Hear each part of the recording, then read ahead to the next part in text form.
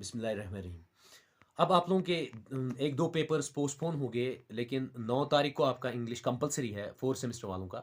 उसके लिए बहुत सारे स्टूडेंट्स ने डिमांड की, सर हमें ये पढ़ा लीजिए, हमने कुछ नहीं पढ़ा। तो मैं आज से स्टार्ट कर रहा हूँ। आप लोगों का मतलब इसमें प्रोज़ भी है और पोएट्री भी है। दोनों सेक्शंस को मैं कवर करूँगा, 5 यूनिट्स है लगभग। तो अब स्टार्ट करने से पहले मैं आप लोगों को सबसे इम्पोर्टेंट बोलूँगा। ये तो मैं आप लोगों को यहाँ ऑनलाइन जितने भी ये लेक्चर्स ये मैं वन बाय वन करके अपलोड करूँगा यूट्यूब पे।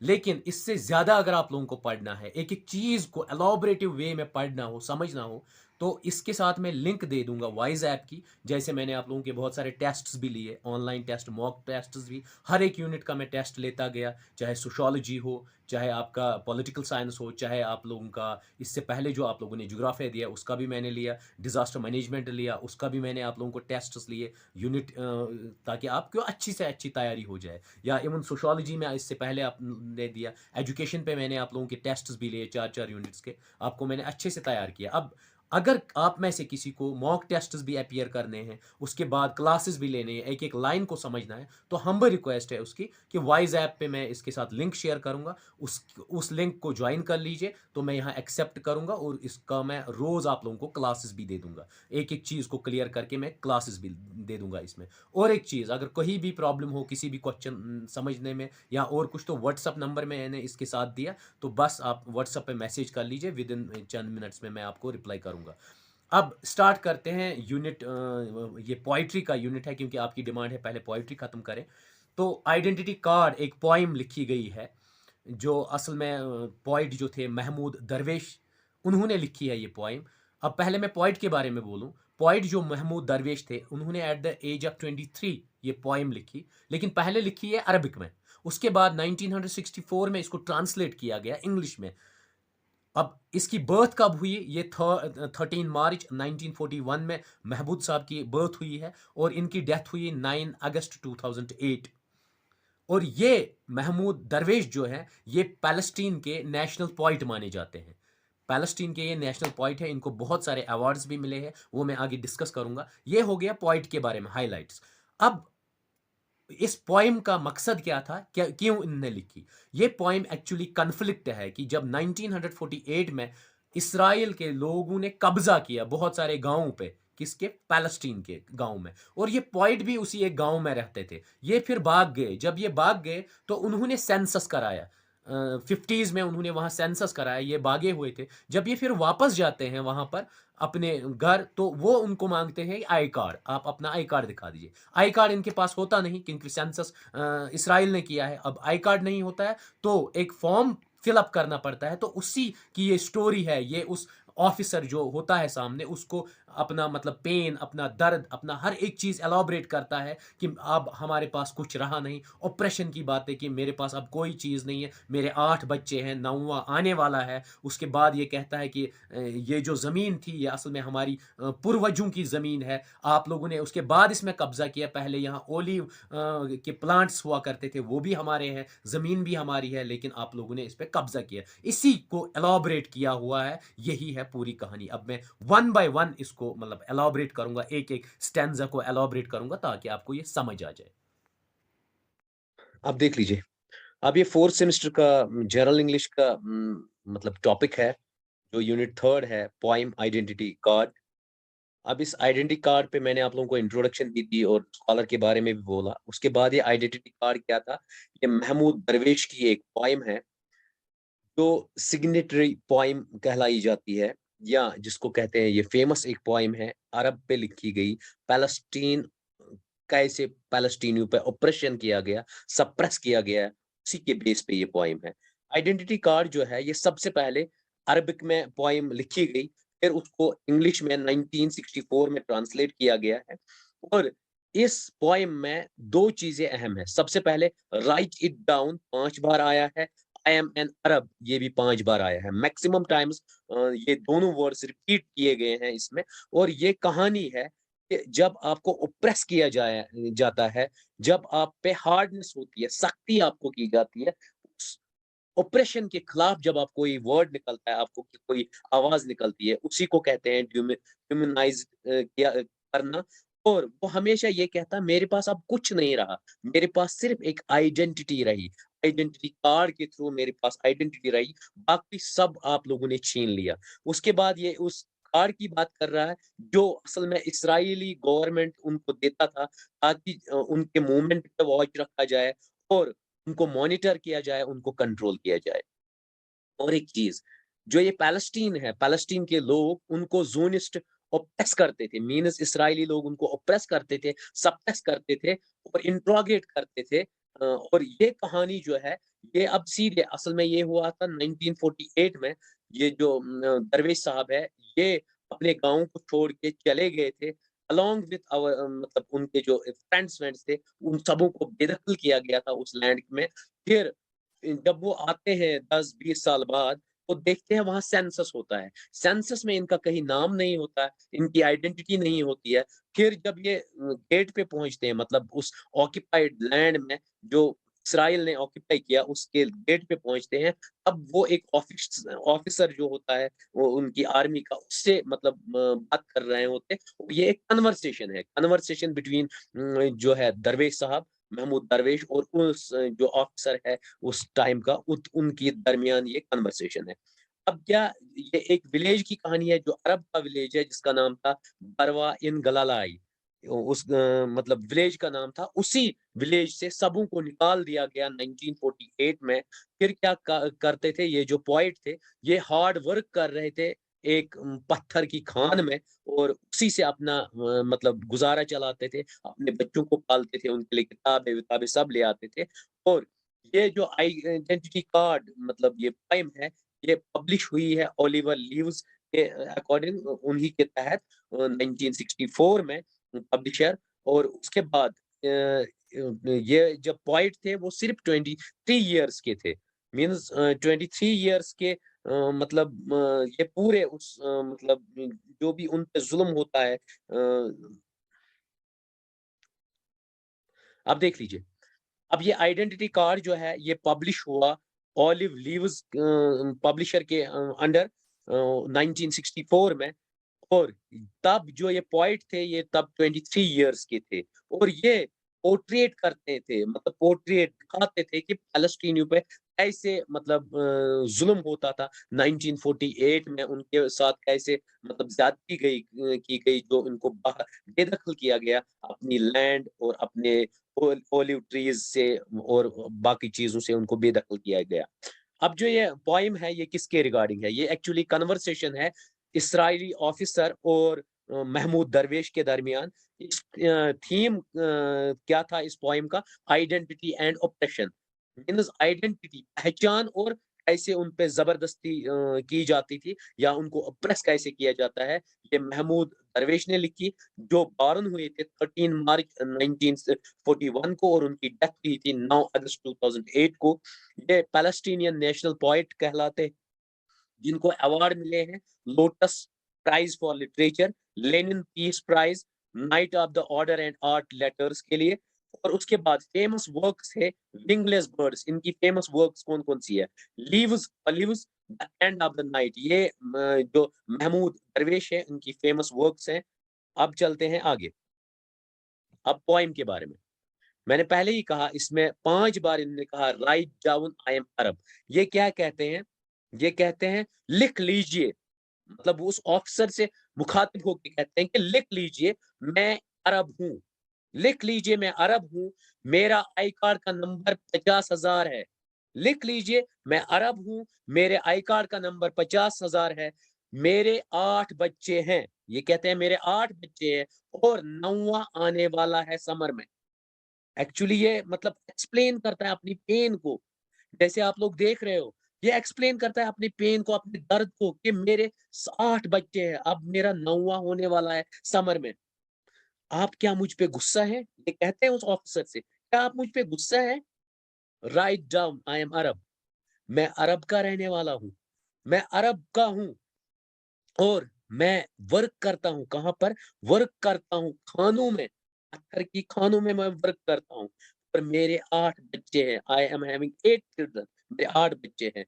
और मैं इन्हीं पत्थरों से क्या करता हूँ? आई ड्रा माय ब्रेड, मैं इन्हीं पत्थरों से क्या निकालता हूँ? अपने लिए रोटी निकालता हूँ, अपने बच्चों के लिए कपड़े निकालता हूँ। मीन्स इसमें मेहनत करके मैं रोटी निकालता हूँ, इसमें कपड़े निकालता हूँ, मीन्स इतना पैदा करता हूँ, उनसे कपड़े आते हैं, उनसे बच्चों के लिए किताबें खरीदता हूँ।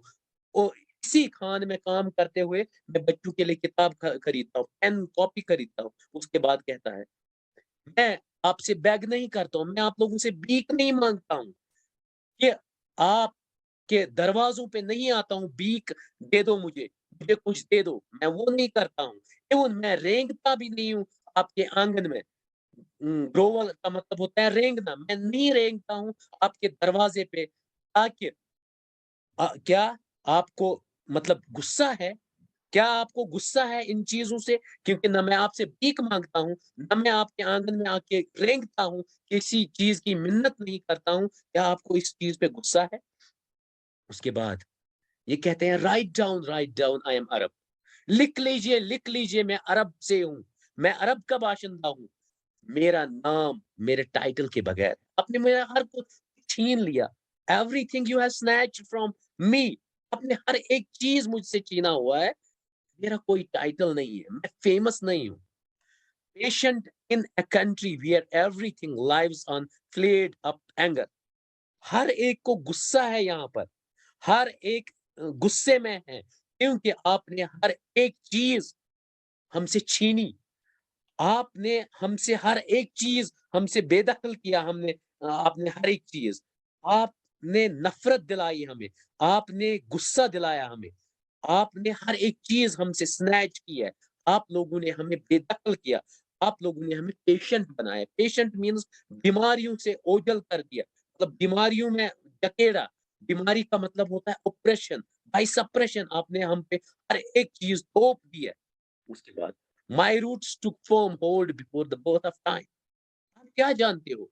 मेरा वजूद आपके वजूद से पहले था। मेरा वजूद जो था वो आपसे पहले था।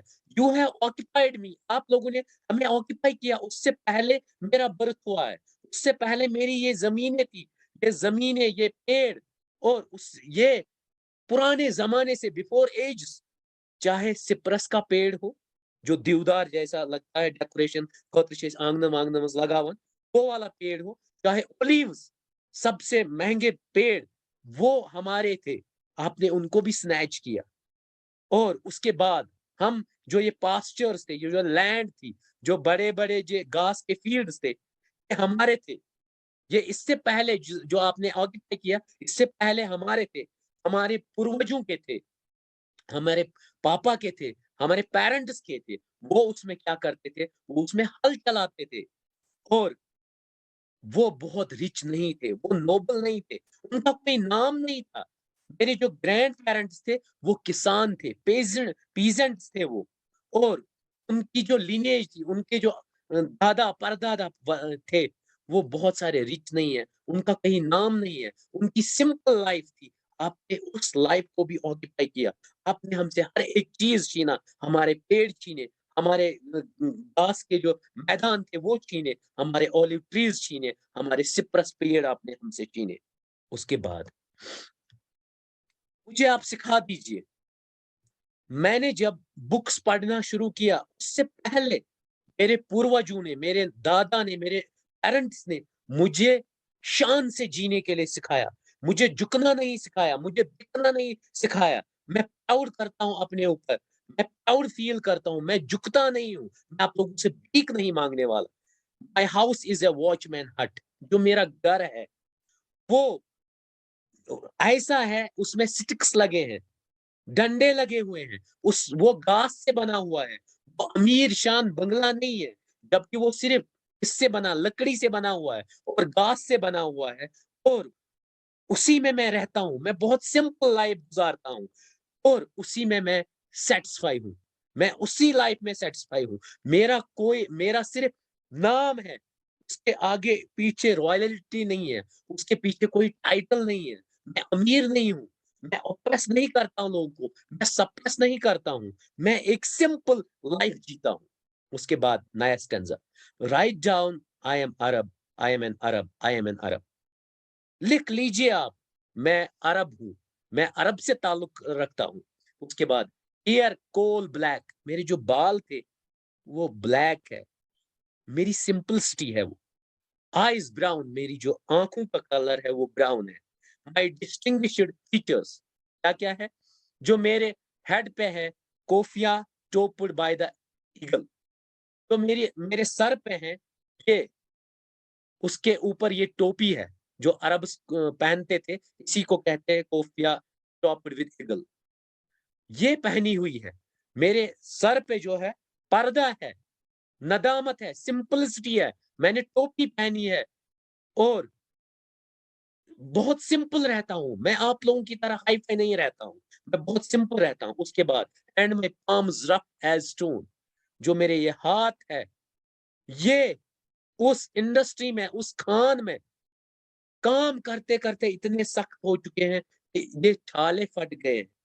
ये इतने सख्त है, अगर कोई मुझे टच करता है, वो फ़ील करता है वो टच। मैं इतनी मेहनत करता हूँ, अपने बच्चों के लिए मैं मेहनत करता हूँ। अगर कोई भी मुझे टच करेगा, तो उसको फ़ील हो जाएगा मेरे हाथ जो है ये इतने हार्ड है। माय एड्रेस, जो मेरा एड्रेस है, वो एक अनआर्म्ड विलेज है। वहाँ पर कोई हथियार नहीं है। वो विलेज जो आप लोगों ने टेररिस्ट विलेज करार दिया, वो टेररिस्ट विलेज नहीं है, वो अनआर्म्ड विलेज है। हम लोगों के पास कुछ नहीं है, हथियार नहीं है और वो भूला हुआ विलेज है, फॉरगॉटन, भूला हुआ विलेज। इवन उसकी स्ट्रीट्स पे उस विलेज का नाम नहीं है। उस विलेज की स्ट्रीट्स पे उन स्ट्रीट्स का नाम भी नहीं है, वो नेमलेस है। उसके बाद और जो हर एक आदमी उस विलेज का है, वो इन्हीं जो पत्थर की खाने हैं, उनमें काम करते हैं। मेहनतकश लोग हैं वो उन्हीं क्वारी खानों में वो काम करते हैं और आप इस पे गुस्सा हो। क्या ऑफिसर साहब आप इस पे गुस्सा हो रहे हो? कि हम अपनी मेहनत करते हैं, अपनी रोज़गार कमाते हैं उन खानों में और आप उस पे गुस्सा हो जाओगे। राइट डाउन, लिख लो, आई एम अरब, लिख लो मैं अरब हूँ और आप लोगों ने चोरियाँ की, मेरे वाइन यार्ड्स की। जो मेरे पूर्वजों के वाइन यार्ड्स थे, वो आप लोगों ने चोरी की और जो हम कल्टीवेट करते थे, उसको आप चुरा रहे हो और आप लोगों ने मेरे लिए और मेरे बच्चों के लिए by me and all my children, आपने कुछ नहीं छोड़ा उसके लिए, कुछ भी नहीं छोड़ा आपने। मेरे जो बच्चों के बच्चे हो जाएँगे, उनके लिए आपने कुछ नहीं छोड़ा। आप लोगों ने पूरी ज़मीनें हड़प ली, आप लोगों ने पूरे फॉरेस्टेड एरिया हड़प लिए, आप लोगों ने ऑलिव्स हड़प लिए, आप लोगों ने कुछ भी नहीं छोड़ा। जितने भी यहाँ रिसोर्सेज़ थे इस पैलेस्टीन में, आप लोगों ने सब कुछ ले लिया हम लोगों से। उसके बाद सिर्फ़ अगर छोड़ा, तो ये सिर्फ़ पत्थर छोड़े। क्या आपकी गवर्नमेंट ये पत्थर भी लेना चाहेगी? क्या आप उनको रिपोर्ट करोगे यहाँ पत्थर है, ये भी ले जाएँ? क्या यही आपका मकसद है? और उसके बाद र अब आप टॉप पे लिख लीजिए, जो आपका ये पेज का पहला पन्ना है, इसके पेज पे लिख लीजिए आप। लिख लीजिए, I don't hate the people, मैं आप लोगों की तरह नफ़रत नहीं करता हूँ। मैं आप लोगों की तरह इंसल्ट नहीं करता हूँ। मैं आप लोगों की तरह ऑप्रेशन नहीं है मुझे। मैं सप्रेस नहीं करता हूँ लोगों को, मैं असॉल्ट नहीं करता हूँ लोगों को, मैं उनको गुलाम नहीं बनाता हूँ। लिख लीजिए, मैं उनसे नफ़रत नहीं करता हूँ, बट मुझे नफ़रत है जब मुझे भूख लगती है। मुझे नफ़रत है जब मेरे बच्चों को भूख लगती लगती है। जब मेरे बच्चों को भूख लगेगी, जब मुझे भूख लगेगी, जब मेरे लोगों को भूख लगेगी, तो मैं क्या करूँगा? तो मैं जितने भी आई ईट द फ्लेश, अब लास्ट में क्या कह रहा है? अगर आप मुझसे नफ़रत करेंगे, हुँ, लिख लीजिए आप, पेज के टॉप पे लिख लीजिए, मैं नफ़रत नहीं करता हूँ आप लोगों की तरह। मैं नफ़रती नहीं हूँ। लेकिन जब मुझे भूख लगती है, मेरे लोगों को भूख लगती है, मेरे बच्चों को भूख लगती है, अब मैं क्या कर सकता हूँ? I ate the flesh of my usurper, मैं जो ऑप्रेस करते हैं, जो सप्रेस करते हैं, उनका गोश्त भी खा सकता हूँ उस टाइम। मुझसे डरो, बिहेवियर ऑफ माय हंगर, मुझसे डरो, मेरी भूख से डरो। और मैं बहुत एंग्री हूँ। मुझे गुस्सा आता है। मुझे उस चीज़ पे गुस्सा आता है जब आप मुझे भूखा रखोगे। मुझे उस चीज़ पे गुस्सा आता है जब मुझसे आप हर एक चीज़ स्नैच करोगे। मुझे तब गुस्सा आता है जब आप मेरे लोगों को ऑप्रेस करोगे। मुझे तब गुस्सा आता है जब उनको आप सप्रेस करोगे, तब मेरा खून खोल जाएगा और मैं आपका गोश्त भी खा सकता हूँ। ये हो गई एंड इस पोएम को मैंने इसी के हिसाब से इसी एंगल से एंड किया है। अब जो भी अगर किसी को और पढ़ना होगा, मैंने पहले ही कहा, वाइज़ ऐप पे प्लीज़ जॉइन कर लीजिए, मैं लिंक शेयर करता हूँ या व्हाट्सएप पे मैसेज कर लीजिए, जहाँ भी आपको कोई क्वेश्चन होगा, तो प्लीज़ आप कंसल्ट बाकी थैंक यू।